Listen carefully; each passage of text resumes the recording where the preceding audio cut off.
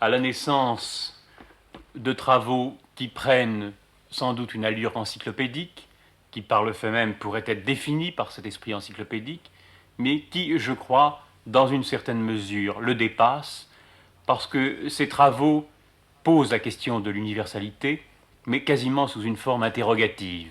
Je pense à des travaux comme ceux de Malraux sur l'art, à ceux de Toynbee sur l'histoire et l'archéologie. Je pense à vos ouvrages, Denis de Rougemont. Ce qui me semble caractériser l'esprit de ces œuvres, enfin c'est comme je le disais tout de suite, l'universalisme sous forme interrogative. Derrière tous les inventaires se profile une question qui est la recherche de l'unification du monde et les problèmes que peut poser cette unification si on ne veut pas qu'elle soit simplement un râteau qu'on promène sur le monde pour essayer de l'uniformiser. Oui, je suis également frappé par le fait qu'il se développe un nouveau type d'écrivain au XXe siècle. Ça a peut-être commencé déjà au XIXe. Des écrivains, disons, inclassables, qui n'entrent pas dans les catégories traditionnelles des manuels de littérature, n'est-ce pas, ou bien essayistes, ou bien romanciers, ou bien critiques, ou bien poètes, ou bien dramaturges. Des gens comme ceux que vous venez de citer, par exemple Malraux, on pourrait ajouter Jünger en Allemagne, Kaiserling, Toynbee, dont on ne peut pas dire qu'ils soient seulement des essayistes ou des philosophes ou des poètes ou des hommes d'imagination, mais qui sont un petit peu tout cela. Au XIXe, déjà, nous avons ce type avec un Kierkegaard et un Nietzsche. Et ces hommes ont beau être très marqués par leur époque et très soucieux de l'actuel, néanmoins, ils dépassent cette époque. Oui, ils dépassent leur époque et ils dépassent, je dirais, d'abord leur nation, n'est-ce pas? L'objet de leur œuvre est international. Il y a d'abord l'ubiquité du monde qui fait qu'on peut se déplacer d'un point à l'autre de la planète.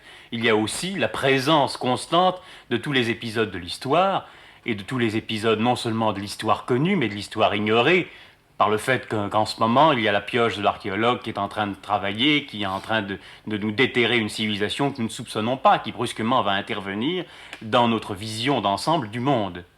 Oui, qui nous ajoute des dimensions.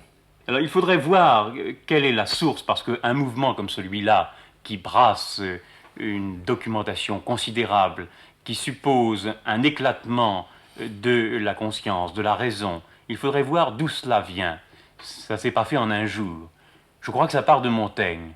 Enfin peut-être Montaigne, Erasme, pourrait-il être défini comme les piliers de ce mouvement cosmopolitique et universaliste. Erasme parce qu'il était d'aucune nation et parce qu'il parlait la langue de tout le monde, enfin de tous les hommes cultivés de l'époque qui étaient le latin. Montaigne parce qu'il était un voyageur et un humaniste, parce qu'il est évident que lorsque nous n'avions pas ce contact possible avec les autres civilisations contemporaines de la nôtre, le fait de lire les Grecs et les Latins était une occasion de faire éclater ce qu'il pouvait y avoir de limité et de resserré dans l'intelligence d'un homme vivant en Périgord, vivant dans son château. Et se considérant tout de même comme un cosmopolite, n'est-ce pas? Je crois que nous pouvons insister sur ce mot cosmopolite qui veut dire citoyen du monde, n'est-ce pas? Citoyen du cosmos, c'est-à-dire du monde des hommes connus à une certaine époque. Montaigne, Erasme, Paracels, par exemple, en sciences, se considéraient comme des citoyens de tout l'Occident connu à leur époque, et dans lequel ils voyageaient librement. Il est assez curieux de voir que ces premiers voyageurs, s'engageant dans quelque aventure périlleuse, comme de faire un voyage en Italie au XVIe siècle, ont été amenés au scepticisme. Le scepticisme, c'est le contraire de l'universalité. Le scepticisme aboutit à faire battre, sinon les pays les uns contre les autres, au moins les usages les uns contre les autres. Et là, nous retrouvons une des caractéristiques du voyageur. Il part de son pays parce qu'il n'est pas d'accord avec l'organisation sociale de son pays, ou simplement parce qu'il a besoin de voir autre chose. Et puis, néanmoins, il ne peut pas être adopté, il ne peut pas entrer dans le pays dans lequel il voyage. Il y a la fameuse formule de Pascal qui résume à peu près tout le scepticisme de Montaigne. Vérité en deçà des Pyrénées, erreur au-delà. Oui, maintenant, vous appelez ça du scepticisme, on peut, je vois dans quel sens on peut dire que c'est du scepticisme, mais chez Pascal, n'est-ce pas, quand il dénonce une erreur de l'esprit humain en disant vérité en deçà des Pyrénées, erreur au-delà, il se réfère donc à une vérité plus générale. C'est cela, oui. Dans ce sens, il n'est pas sceptique. Oui, mais cette vérité plus générale, il faudrait la repérer. Or, jusqu'à l'époque de Pascal, elle n'est pratiquement pas repérée. Et tout ce que le voyage peut apporter, c'est une vision plus claire des ridicules locaux, des particularités de chaque institution, qui ne se justifient pas, précisément parce que ça change d'un kilomètre à un autre. Oui, et alors parce que ça amène les gens, les voyageurs, les cosmopolites de l'époque, à la conception d'une valeur universelle de l'homme, n'est-ce pas, d'un humain universel, qui est la conception classique du XVIIe et du XVIIIe français. L'homme universel pour le français, l'intellectuel français du XVIIIe siècle, c'est l'homme raisonnable. Il s'imagine finalement que c'est même l'homme normal. Et là, je crois que nous tombons sur un des grands paradoxes de la conception française de l'homme au XVIIIe siècle, n'est-ce pas, l'homme classique. On a longtemps pensé, non seulement au XVIIe et au XVIIIe, mais jusqu'à nos jours en France, qu'il y a une espèce d'humanité normale qui ressemble à la conception de l'homme qu'avait un philosophe du XVIIIe siècle. L'homme raisonnable, l'homme du bon sens. Et on pense que ça, c'est l'homme universel. Or, voilà où est le paradoxe, c'est que cette conception universaliste de l'homme était justement typiquement française. Il était très possible de vivre ce paradoxe et de le soutenir au XVIIIe siècle quand la France, pratiquement, était une puissance hégémonique en Europe et quand le français était devenu la langue de tous les milieux cultivés de la société des esprits à l'époque. Alors on pouvait très bien s'imaginer que l'homme normal, l'honnête homme français, c'était le type même normal de l'humanité en général. Les autres pays eux-mêmes entretenaient cet état d'esprit. Vous vous souvenez de la phrase de Voltaire, je crois qu'elle est de 1767, il se forme en Europe une république immense d'esprits cultivés. Ces esprits cultivés, ils lisaient les œuvres de Voltaire, ils lisaient les œuvres de Diderot. Et parlaient tous français. Ils parlaient tous français. Ils parlaient tous la même langue. Ça ne se maintient pas sur le plan strictement intellectuel. C'est pas simplement 25 ou 30 personnes en Europe qui vivent comme la France vit, mais c'est l'ensemble des pays, puisque les formes juridiques sont calquées sur des formes juridiques non pas françaises, mais énoncées au moins par des sociologues et des philosophes français. Quand on pense à l'influence d'une œuvre comme celle de Montesquieu, qui est adoptée aussi bien par Jefferson que par Catherine II, prenant chacun un aspect sans doute de son œuvre, mais faisant vivre des millions de populations selon des maximes énoncées par la science juridique française. Mais là, n'est-ce pas, nous retrouvons cette confusion qui était volontaire entre l'honnête homme et l'homme en général. L'honnête homme, conception purement française, et l'homme en général, on s'imaginait que tout le monde devait être plus ou moins comme un homme européen. On manquait d'informations, naturellement, sur les autres cultures à cette époque, ce qui permettait cette illusion. Oui, mais pourquoi l'honnête homme avait-il cette aptitude à s'universaliser et à être adopté par toutes les modes, tous les coutumes et tous les pays? Je crois que la réponse elle est dans la phrase de Valéry, tout Français sans homme, c'est par là qu'il se distingue le plus des autres hommes. Il est différent des autres hommes et en même temps, les autres hommes l'acceptent parce qu'il leur donne l'idée d'homme qui peut être universalisable, qui peut être interchangeable. Vous me direz que ça suppose un certain degré d'abstraction, cet homme n'a peut-être jamais existé, sans doute, mais c'est précisément par là qu'il est cher aux uns et aux autres. Oui, c'était le grand idéal de la culture à cette époque-là. Arriver à retrouver ces traits de l'homme normal chez n'importe quel homme de la planète. On croyait que c'était une réalité, en réalité c'était un idéal. D'ailleurs parfaitement valable à mon sens comme idéal. Mais naturellement, toutes les découvertes qu'on a faites depuis sur d'autres civilisations ou sur le passé de nos civilisations nous obligent aujourd'hui à une révision très profonde de cette notion de l'homme universel. Mais ce qui est assez curieux, c'est de voir qu'en France, c'était pas du tout l'honnête homme qu'on admettait à cette époque-là. Finalement, c'était l'homme de Gracian, c'était l'homme passionné comme on le voit dans les textes de Vauvenargues, et que, en quelque sorte, l'honnête homme français était un produit d'exportation. Il était un produit d'exportation, pourquoi? Parce qu'il avait des caractères d'universalité, une espèce d'aspect désincarné qui lui permettait d'entrer et d'être à l'aise partout.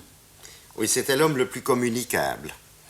Mais tout de même, il était obtenu par effacement des différences, je crois que vous le disiez tout à l'heure, ou par une méconnaissance volontaire de certaines coutumes trop locales, trop bizarres, tenant à d'autres religions, à d'autres traditions, mal connues d'ailleurs. Et alors tout de même, n'est-ce pas, ça n'était pas tenable à la longue. C'était un idéal et ça n'était pas une réalité. D'ailleurs, on l'a bien vu avec la Révolution française et l'Empire, qui, dans l'ensemble de l'Europe, entraîne une sorte de déception. Voilà, il y a une espèce de vengeance, si vous voulez, de l'homme réel, avec toutes ses diversités, avec toutes ses bosses et ses verrues et ses bizarreries, qui tout d'un coup, au XIXe siècle, s'est vengé de cette conception un peu abstraite, un peu désincarnée de l'homme normal. Et alors vous avez l'explosion des nationalismes au XIXe siècle, où là, tout d'un coup, on se met à dire l'homme réel, c'est l'homme qui est différent et qui est nationalement différent. Mais néanmoins avec des îlots qui, pendant toute la période que je caractérisais tout à l'heure de la Révolution française et de l'Empire, maintiennent cet idéal d'universalité. Je pense à Constant, je pense à Madame de Staël, et je pense à Goethe, un peu préservé dans les cours allemandes. Et la meilleure preuve, c'est que Benjamin Constant a fait carrière d'homme politique en France, tout en étant suisse. Et on peut le dire aussi de Madame de Staël, dans un certain sens. Elle a joué un rôle politique en France. Voilà, ces gens-là étaient privilégiés parce qu'ils appartenaient non pas à une nation, n'est-ce pas, la Suisse n'a jamais été une nation, n'a jamais voulu se penser comme nation, mais la Suisse a toujours été un agrégat de petites patries, de foyers locaux extrêmement différenciés, et toujours en relation avec les grands courants de pensée de toute l'Europe. Mais ça, c'est une exception. La Suisse a été le seul État qui a passé de la dispersion en petites cités libres ou petits cantons à la fédération, sans passer par le stade nationaliste, auquel nous voyons alors tous les autres peuples de l'Europe passer à la suite des guerres de Napoléon, et sous l'influence de doctrines comme celle de Hegel et de Fichte. On peut dire que Hegel a été la contrepartie philosophique des guerres napoléoniennes. Ce qui prend le départ à ce moment-là, c'est l'idée du peuple élu. C'est par le fait même l'idée d'un développement linéaire de l'histoire, développement linéaire qui sert un pays au détriment des autres. Ce peuple élu, c'est tantôt la Prusse, c'est tantôt la France, c'est tantôt l'Angleterre, et ces pays, à l'intérieur de leurs frontières resserrées au maximum, s'efforcent de tenir, par une espèce de réflexe appropriatif, s'efforcent de tenir et d'absorber l'individu. Enfin, on pense, en lisant certaines déclarations de Fichte ou certaines déclarations de génie nationaliste dans tous les pays, on pense un peu aux propos du docteur Lève. Nous prenons l'homme au berceau et ne le lâchons qu'au cercueil. Il s'agit avant tout de revendiquer un génie comme étant d'une nation. Et alors c'est là qu'on voit, n'est-ce pas, la liaison profonde entre ce nationalisme et ce qui est devenu au XXe siècle l'État totalitaire, la revendication sur le tout de l'homme, qui part, au point de vue de la culture, de cette idée absolument fausse, mais dominante au XIXe siècle, que la culture est avant tout un fait national. Pour Hegel, n'est-ce pas, avec son idée du Volksgeist, de l'esprit d'un peuple, la culture n'est réelle que dans la mesure où elle a des caractères nationaux. Et alors tout ça se combine avec les théories de Herder, par exemple, sur le folklore, où on pense pouvoir distinguer les personnalités nationales d'après le folklore, les anciens usages. Idée qui a dominé tout le XIXe siècle et qui est brillamment réfutée de nos jours, puisqu'on a démontré qu'au contraire, il n'y a rien de plus commun à tous les pays d'Europe que le folklore. Toutes les fêtes, les coutumes, les usages locaux se ressemblent étonnamment d'un bout à l'autre de l'Europe et ont des origines communes. On pourrait peut-être vous opposer une thèse qui, je crois, avait été défendue par Gide à un congrès pour la culture auquel vous assistiez, disant que dans la mesure où Shakespeare et Rabelais, par exemple, sont des génies profondément nationaux, en même temps, ils sont des génies universels. Et c'est dans la mesure où ils sont hyper nationaux qu'ils sont universels. Eh bien là, je crains que Gide n'ait fait une erreur sur le mot nation. Je suis tout à fait d'accord que Goethe est universel dans la mesure où d'abord il est un bon Allemand. J'ai même écrit un jour, il est caractéristique, Goethe, de l'homme en général dans la mesure où il est un Allemand d'abord, mais un Allemand surmonté. Il ne s'agissait pas de nation à ce moment-là, n'est-ce pas? C'est là qu'il y a une erreur dans la phrase de Gide. La culture s'est développée toujours par foyers, foyers plus ou moins locaux, ou écoles. Et ces foyers, ces écoles, ces régions de développement de la culture en Europe n'ont pas du tout coïncidé avec les nations actuelles. Il y a presque un calembour là, sur le mot nation, parce qu'on le prend dans le sens géographique des États du XXe siècle. Eh bien, si vous prenez le développement de la peinture, le développement de la musique. Ça a toujours coïncidé finalement avec une coalition de cultures. Ça a coïncidé d'abord avec des foyers extrêmement locaux. Pour la peinture et la musique, c'est les petites villes, les petits États de l'Italie du Nord. Et puis ensuite, ça se transplante dans les pays flamands. Ensuite, ça redescend vers la Bourgogne. Cela revient de la Bourgogne, peinture et musique, vers le nord de l'Italie, vers Venise. Plus tard, les Allemands viennent apprendre la peinture et la musique en Italie. Et puis ensuite, au XIXe siècle, les Russes viennent apprendre la musique en Allemagne. Au XXe siècle, la musique russe réagit de nouveau en retour sur la musique européenne. Vous voyez, tout ça se produit par une espèce d'insémination d'un foyer par un autre.